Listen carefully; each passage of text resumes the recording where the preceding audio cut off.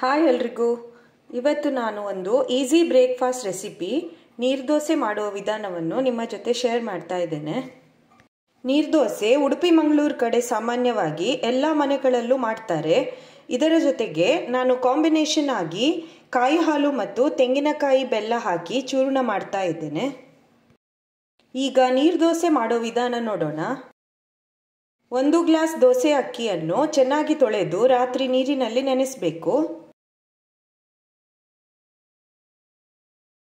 ಬೆಳಿಗ್ಗೆ ನೆನೆಸಿದ ಅಕ್ಕಿ, 1 ಮುಷ್ಟಿ ತೆಂಗಿನಕಾಯಿ ತುರಿ, ರುಚಿಗೆ ತಕ್ಕಷ್ಟು ಉಪ್ಪು, ಸ್ವಲ್ಪ ನೀರು ಹಾಕಿ ತುಂಬ ಸ್ಮೂತ್ ಆಗಿ ಹಿಟ್ಟನ್ನು ಗ್ರೈಂಡ್ ಮಾಡಬೇಕು. ಅರ್ಜೆಂಟಾಗಿ ದೋಸೆ ಮಾಡುವುದಿದ್ರೆ ಅಕ್ಕಿಯನ್ನು 2 ಗಂಟೆ ನೆನೆಸಿದರೆ ಸಾಕಾಗ್ತದೆ. ಹಿಟ್ಟನ್ನು ಪಾತ್ರೆಗೆ ಹಾಕಿ ಮಿಕ್ಸಿ ತೊಳೆದ ನೀರನ್ನು ಹಾಕಿ.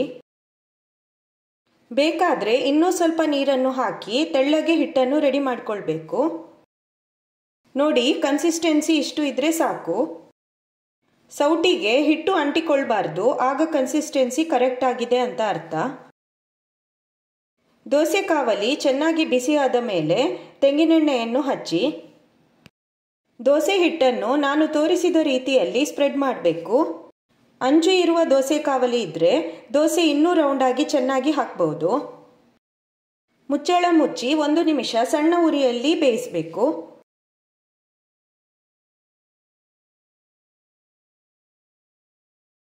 ಒಂದು ನಿಮಿಷದ ನಂತರ ಮುಚ್ಚಳ ತೆಗೆದು ದೋಸೆಯನ್ನು ಈ ರೀತಿಯಾಗಿ ಮಡಚಿ ತೆಗಿಬೇಕು. ಮತ್ತೆ ದೋಸೆ ಹಾಕುವಾಗ ಕಾವಲಿಗೆ ಎಣ್ಣೆಯನ್ನು ಹಚ್ಚಿಯೇ ದೋಸೆ ಹಿಟ್ಟನ್ನು ಹಾಕಬೇಕು. ಆಗ ದೋಸೆ ಸಾಫ್ಟ್ ಆಗಿ ತುಂಬ ಚೆನ್ನಾಗಿ ಬರ್ತದೆ. ಈ ದೋಸೆ ಚಟ್ನಿ, ಉಪ್ಪಿನಕಾಯಿ, ಕಾಯಿ ಹಾಲು ಹೀಗೆ ಎಲ್ಲದರ ಜೊತೆಗೆ ಕೂಡ ತುಂಬ ಟೇಸ್ಟಿಯಾಗಿರ್ತದೆ.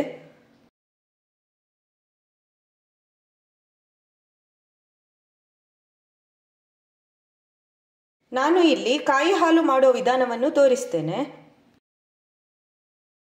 ಅರ್ಧ ತೆಂಗಿನಕಾಯಿ ತುರಿ, 1 ಸಣ್ಣ ಕಪ್ ಬೆಲ್ಲ, 1 ಏಲಕ್ಕಿ ಎಲ್ಲವನ್ನು ಒಟ್ಟಿಗೆ ಮಿಕ್ಸಿಯಲ್ಲಿ ಹಾಕಿ 1 ಗ್ಲಾಸ್ ನೀರು ಹಾಕಿ ನುಣ್ಣಗೆ ಗ್ರೈಂಡ್ ಮಾಡಬೇಕು.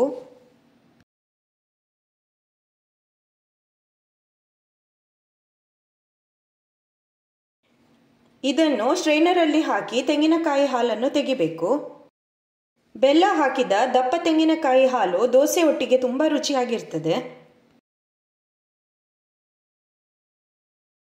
ಕಾಯಿ ಚೂರ್ಣ ಕೂಡ ಈ ದೋಸೆ ಒಟ್ಟಿಗೆ ಒಳ್ಳೆಯ ಕಾಂಬಿನೇಷನ್. ಕಾಯಿ ಚೂರ್ಣ ಮಾಡಲಿಕ್ಕೆ 1 ಕಪ್ ತೆಂಗಿನಕಾಯಿ ತುರಿ, ಅರ್ಧ ಕಪ್ ಬೆಲ್ಲ, ಸ್ವಲ್ಪ ಏಲಕ್ಕಿ ಪುಡಿ ತೆಗೆದುಕೊಂಡಿದ್ದೇನೆ. ಇದೆಲ್ಲವನ್ನು ಒಟ್ಟಿಗೆ ಹಾಕಿ ಚೆನ್ನಾಗಿ ಮಿಕ್ಸ್ ಮಾಡಿದರೆ ಕಾಯಿ ಚೂರ್ಣ ರೆಡಿ ಆಯಿತು. ನಿಮಗೆಲ್ಲ ನನ್ನ ಈ ರೆಸಿಪಿ ಇಷ್ಟ ಆದರೆ ಲೈಕ್, ಶೇರ್ ಮತ್ತು ಕಮೆಂಟ್ ಮಾಡಿ, ಹಾಗೂ ನನ್ನ ಚಾನಲನ್ನು ಸಬ್ಸ್ಕ್ರೈಬ್ ಮಾಡಿ. ಇನ್ನೊಂದು ಹೊಸ ರೆಸಿಪಿಯೊಂದಿಗೆ ಮತ್ತೆ ಸಿಗೋಣ. ಬಾಯ್ ಎಲ್ರಿಗೂ.